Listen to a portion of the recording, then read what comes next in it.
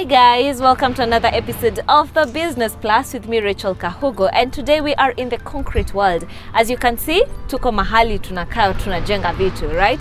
So we are in Mara Concrete Limited, and today I'm with the CEO and manager, and atatuambia ni nini ingine hapa ndani ya Mara Concrete Limited. We are with Martha Diana. She'll be walking us through the journey of having such a company, how you go through it, how you start, vile unatengeneza cabros, do you just unaeka tu, like what's the whole process? And today we'll know how to make money in this concrete world. So usiende mbali, remember you can talk to us on our Facebook page, on MBCI TV Facebook page, on the comment section. So work with us because business is more than meets the eye.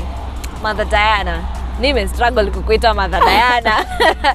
Okay, D, we can call you D. Yeah, D is okay. All right. Yeah. So D, thank you for being with us in this episode, Yeah. and thank you for inviting us over to learn about business in the concrete world. So tell us about Mara Concrete. Mara Concrete, hey Martha. Well. Tell us about Mara Concrete. Okay, the Mara and Martha is kind of very close, you see, right. so you can confuse. But anyway, Mara Concrete Limited, yeah. It's basically a concrete manufacturing company. Okay. We're based in Narok. We basically do everything concerning concrete, precasts, talk about building, everything concerning. We're just in the, to cut it short, in the construction world. Construction. Yeah, in terms of just the concrete business, the precast, we do cabro paving, we do all those stuffs, yeah. All right. Yeah. So you've mentioned one among the products that you offer. Yeah. So we have the concrete, Yeah. the precast. The precast. Yeah, there's the precast. Uh-huh. And then in the precast now is where you have like various kind of precast. There's cabro, there's calvert, all the way to, you know, the small things, coping slabs, everything. All right. Yeah. So when did this company start? Mara Concrete started in 2019. Okay. 2019. Specifically June. Okay. Yeah. That's when the birth of Mara Concrete started, yeah. It's been quite a journey as a company. It's grown like baby steps to where it is right now. Yeah. And still we're looking at more growth. So it's not a one-time achievement. It's not a one-time the way achievement. many people would want it to be. Yeah, it's not a one-time. It's been something that has been growing like literally baby steps. Okay. From where, like, okay, it was born in Narok, yeah, but very small, from a very small area, like a 70 by 10. That's So this is not 70 where square you meters. guys were while you started? Yeah, this is like the third location. Third location. Yeah, this is How the has third it location. been, like, relocating with all these concrete, lazima ubane? Yeah, yeah. So the thing is, you know, the way relocating a baby, maybe from one stage to the other, it takes a lot, but not a lot. You get, because you're looking at growth. So when we started a very small place, yeah. Okay. 70 by 10 square meters. So you're talking about a 70 square meter ground, yeah. So it was more of, we were just doing display, and then we were getting stuffs from our brother company in Nakuru. Okay. You see, so a client would come in, see whatever they want, place an order, and then we bring it in. Yeah. So it was more of a display thing. It was like a showroom, per se, yeah. Okay. Then so from that's there one way of working in this concrete world. Yeah. While you're starting, you don't have to like start making your own things immediately, as you've said, baby steps. So you can just display. Yeah, you can then get display, a brother company somewhere. So if anyone wants something, but you get like a profit. You add your margin on top of whatever you're given. Like for instance, if there's a company that they are capable of producing, you have an MOU with them, yeah. Like what us guys started with. We had an MOU with a company in Nakuru called Unique. So what used to happen is they give us at a certain price, then we add our margin. Okay. Yeah. So they give us like a flat rate of maybe let's say something. The market price of something is 1,000. Okay. So they give us like 600. Then you add the transport factor, and then your margin. So by the time inafika hapa, you see like you made like 200. So compared to like doing your own production, that's some sort of, you know, something. Yeah, it's something. Yeah. So why did you start such a business, considering that you are a lady? And imambo ya building mostly tunaachianga men, like you just do it. I'm a lady, I love business, but let me bake, let me do something else. I know. So why did you come up with this idea? Well, My interest in the construction world started when immediately I finished high school. Okay. I actually started as a storekeeper in a construction site. Okay. Yeah. So while I was there, you know, I kind of loved the thing. I got interest. Initially, this was not my thing. I was going for a white collar thing, yeah, as you'd say, because construction and ladies, it's more of. At some point, I was at some point, like when I was in Nakuru, because that's where I started. It was more of I was at Demo Mjengo, you see, because ukipatikana hapo like a lady, people like see you like, you know, it's a bit weird. Demo Mjengo. Yeah. Demo Mjengo. So that's why I developed interest. You know, when you're in a ground, I'm in a field that you find yourself like happy doing it. Yeah. You find yourself like in line doing it. So when I got to the docket where I was basically buying things for the construction, is when I noticed, this thing, you know, when you know you can get this stuff, and then you see when you're doing the costing, because it actually required me to do the costing and everything. So I also saw the profit margins and everything, the numbers work. Okay. You see, so the interest got more because you know anyway you can have interest, but is the thing paying? Yeah. So when because business has to make money. Business has to make money at the end of the day. So when it paid, I said, why not?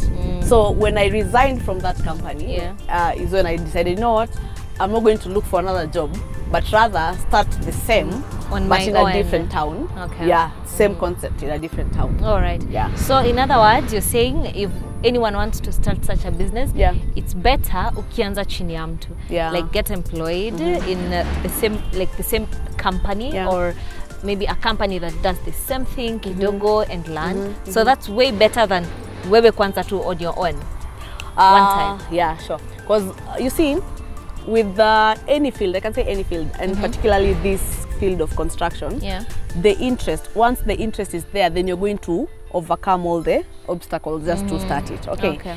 The thing with this thing is it's capital intensive. It's capital intensive. So if you're unable to raise the capital to start it, you can start small.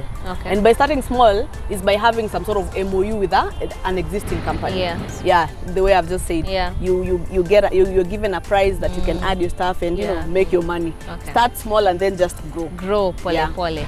So what are some of the challenges that you faced from you started this business? There are more challenges in terms of maybe materials, in terms of as a person, in terms of financial, considering you see, I've mentioned, started at in 2019. So 2020 is when Corona struck. So number one thing, Corona was basically, COVID was just a challenge on its own. In a very major way.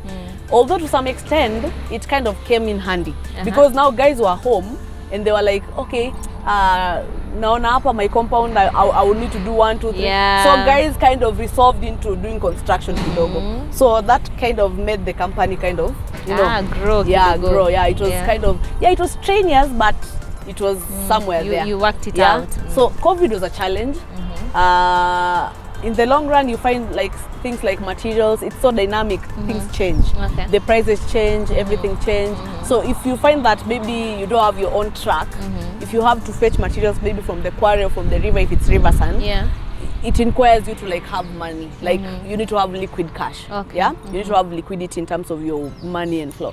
So that will require you maybe to opt for loans and stuff, you see. So those are kind of the challenges. The money thing, the COVID thing, it was a challenge, but we thank God where we are right now. All right. And have you faced any challenge with you working here as a lady and you have to be there for things to run? Well, in terms of a lady, like as a person, I've faced a lot of chauvinism, especially from guys. You'll find a guy coming in and they want to maybe seal a business, seal a deal. And you approach them, you like kind of, you know, you're starting to talk. Then this guy sees like you're not like the final person.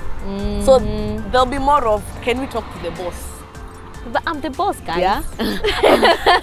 You know, like, talk to me. No, saying that in a polite way, not to look bossy and stuff, it's kind of, you just tell them, now you can deal with me and stuff, you see. Yeah. So in terms of that, I've faced that, but I learned very fast how to overcome it. Okay. Yeah, the way you approach me, I could just, you read. Yeah, you read in between the lines. You can read in between the lines and see, okay, fine, this one will gonna come. Let me approach it in this kind of way. Yeah.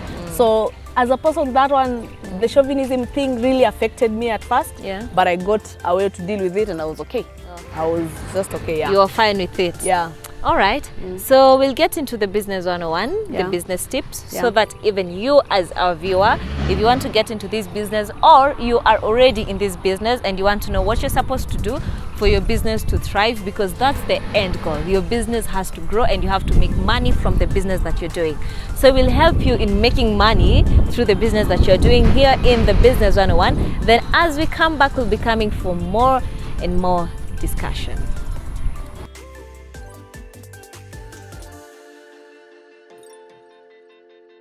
So hi viewers, I have a few tips for you. Just when you think of or you have an idea of starting a business, what you require or what you need. So number one, you have to take risk. Taking risk, that one is inevitable. That is the first initial thing that you need to have to take. The second thing is you have to have the passion. Yeah, the passion is kind of, it will be the thing that actually motivates you. If it's waking up, if it's doing the thing, you have to have passion in whatever you want to do. Another thing is you have to have, above everything, just put in God. Yeah, God is the number one thing. Once you have God, you pray. If you're a prayerful person, God will guide you all through. Yeah, so God every time, anytime. Yeah. So another thing, if you're thinking about business or you're in business or whatever I have seen in terms of just, doing it, it's more of consistency. Without consistency, you will just gonna break, almost done or in between. So you have to have consistency for you to kind of achieve what you want to achieve. The other thing that you need to have is just to be smart in terms of what you're doing. Make sure that you're actually putting in smartness.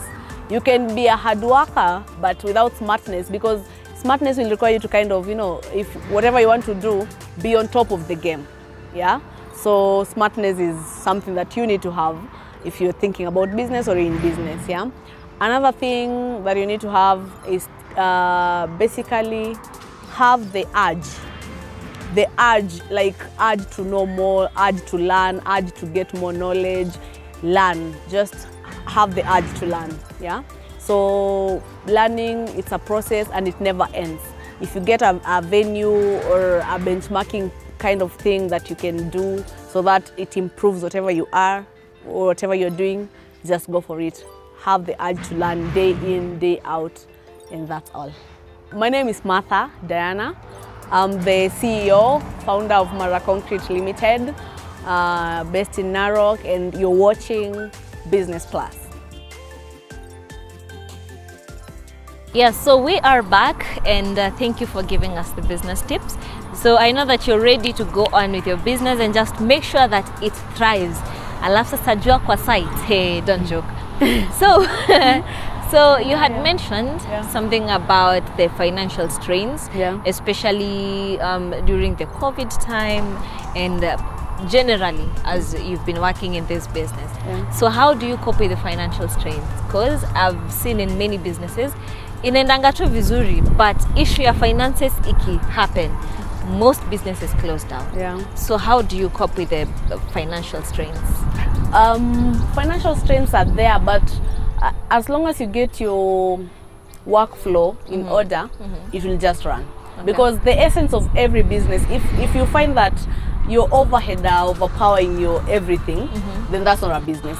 Yeah. So the financial strains can come in when maybe you're thinking of, for this particular one, maybe you want to stock up.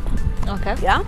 And by that means that maybe a client has not come and given you maybe deposit to make the product or manufacture the product that they want. So you basically want to stock up so that when a client comes in and gets ready-made product, so they can just collect. Yeah.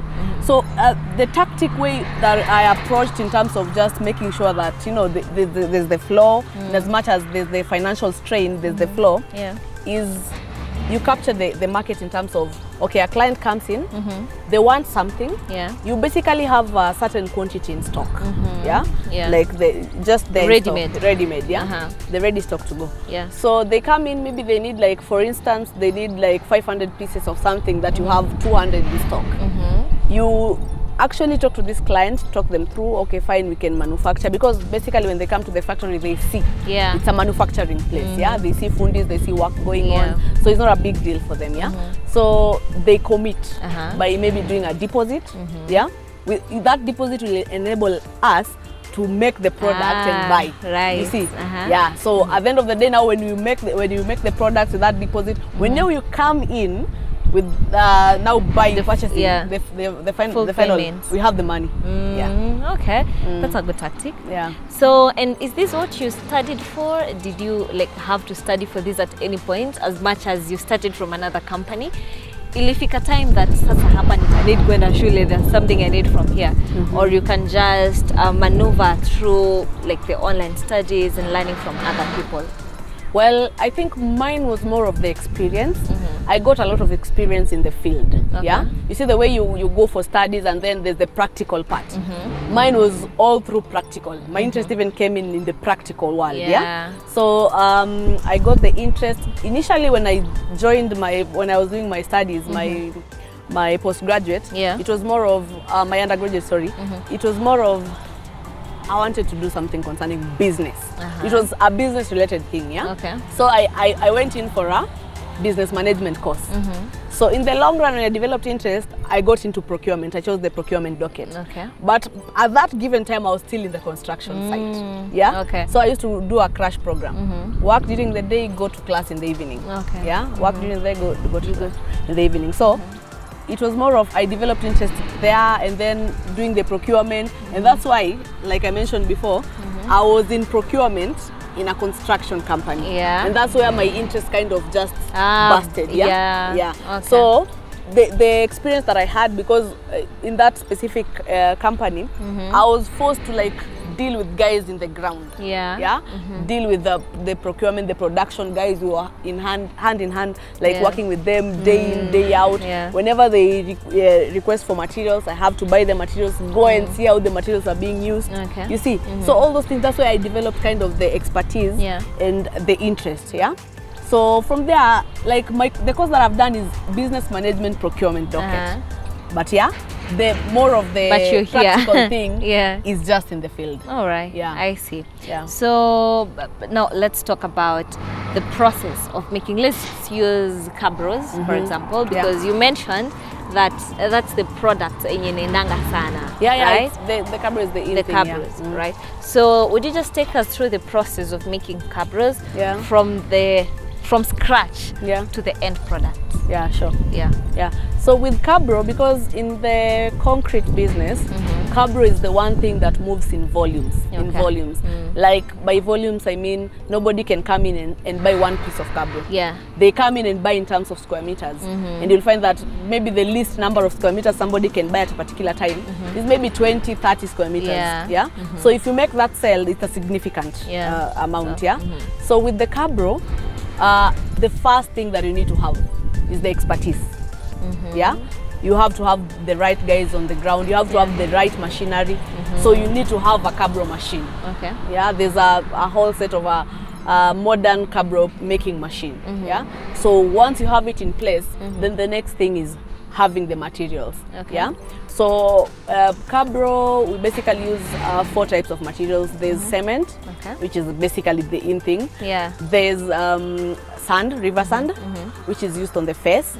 It has to be the river sand. It has to be the river sand, not just the ordinary sand, because the river sand has kind of an impact on the Cabro. It makes it a bit, tough. As opposed so that to it won't like break easily. True. So there's river sand, and then there's dust. And there's some sort of chipping. We call it chipping, but in the aggregate world, it's called a quarter. It's ballast quarter. So when you have those materials in place, there's a way you set up, yeah? Just have it in the right places. Because the initial thing of doing the production, it starts from mixing. That is the initial thing, yeah? So you have to have your ratios right before you start anything. So once you mix everything, everything is put in one mixer. Just it mixes for about 5 minutes until the texture is right, and then it's conveyed now to the main thing where compaction and everything happens. So the operator is the one coordinating all that. So the machine, that's why you really need to have a good machine for that. You need to have a very good machine. If you do there are local made machines, they're handmade, but the problem is the cabros don't come out really nice because they're not compacted. The compaction of the cabro really matters, because you see, these are things that you put maybe in a place where there'll be a lot of movements in terms of vehicles and stuff, heavy vehicles, light vehicles. So you have to make sure that you have the right compaction, the right strength of the cabro. And that comes in with the type of machine you have. The compaction and everything, the vibration really matters in the whole process. So from the vibration, so the operator kind of coordinates everything from the mixing all the way conveyed to the compaction place, and then from there now it's when the techniques of now compacting the cabro, and then from there now it's just it's like a whole kind of a smooth process. So there's a person receiving the final product, the cabro, at the end of the machine. Then it comes now to the curing side. So after everything is done there, after producing, you come in, it comes to the curing side. The curing place, it's more of it's a shed whereby you're required to give it water for at least 21 days. 21 days. 21 days. So it's a whole long process. It's a whole long process. For you to have like a good cured quality cabro, it takes around 21 days.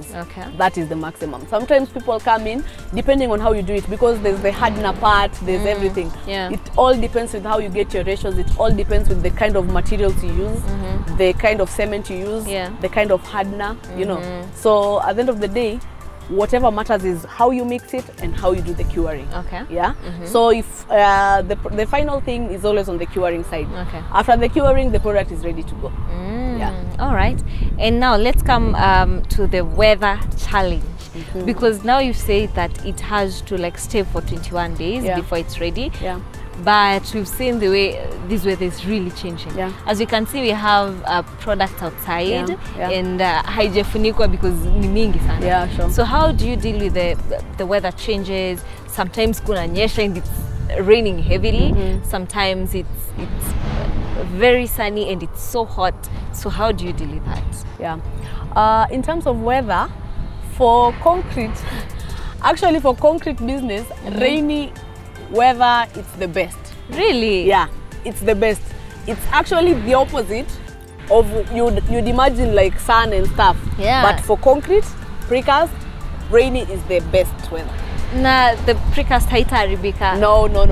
You see, we usually call it, like in layman's, we usually say dawa ya concrete, the maji. So basically for you to have the perfect, because if at all your concrete it miss the curing part, and curing, it's basically water. It's basically giving the product water. So you see, if it's sunny, then that means that we have to be very careful with the water. So you have to actually water it yourself. We water. We actually use hose pipes and stuff. We water the product, and then we do it in the morning and in the evening, because during the day there'll be a lot of evaporation and stuff. So it's more of you water in the morning and in the evening. You see, but when it's rainy season, you don't water. Because you get free water. Like the products, in fact, they are well cured. They receive the good amount. In fact, most engineers, they really come for products after rain. Because they know those products ziko sawa. So the weather does not really kind of affect concrete as such, because the only part where you'll get challenges, it's because this thing, you see, it's an all open kind of operation. So if it's raining, the guys will not be rained on. That's why you have several sheds. If you can see, they are sheds.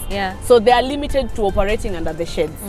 In terms of doing the production. But in terms of the product, it's just actually all perfect. So are there any certifications that I need for me to start a company and register it and just now make sure it's a limited company? Yeah, you definitely need certification. Yeah. All the way starting from the registration, you see the licensing, the every process. So that requires, what's the whole process in Tanzania Gani, which is very okay. essential? Yeah. So if you want to start the business, you first of all come up with a name. Yeah. Okay. You get into the company registration thing. You search the name to just ascertain that there's no other company in existence with that name, with the same name. Yeah. Okay. So once the guys will tell you like, yeah, this one is there, this one is not there. Yeah. The whatever the registrar, they'll tell you that this one is already booked. You can use it. Yeah. Like for instance, when I was registering Mara Concrete, it was more of okay, fine. It was Mara Concrete was not the in thing.